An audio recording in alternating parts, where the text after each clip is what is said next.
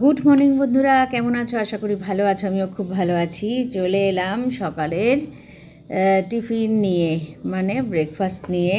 এই যে চা আছে, চাটা একটু ঢাকা দিয়ে রেখেছিলাম। চা তো আমার কপালের গরম চা জোটে না, এখন খুব কম জোটে, কারণ তোমাদের সাথে শেয়ার করি তো, তার জন্য। তো একটু চায়ে চুমুক দিয়ে নিই। চাটা একদম ঠান্ডা হয়ে যাচ্ছে, জানো, চা ঠান্ডা হলে ভালো লাগে না, ঠিক কি না বলো?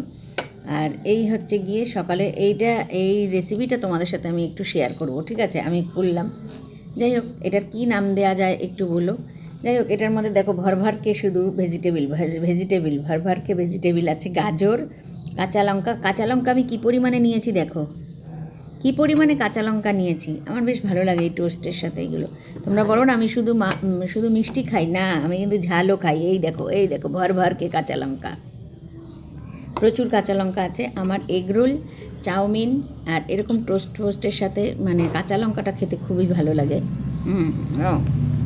ঠান্ডা হয়ে গেছে, ঠান্ডা হয়ে গেছে, সবার খাওয়া হয়ে গেছে, আমি লাস্ট পার্সেন্ট যে খাচ্ছি। যাই হোক,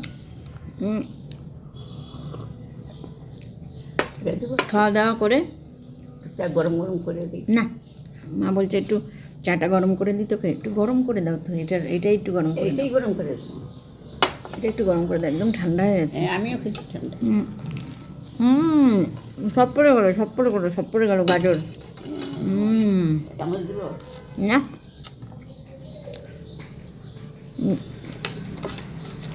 দেশি খাবার চামচে চলে না।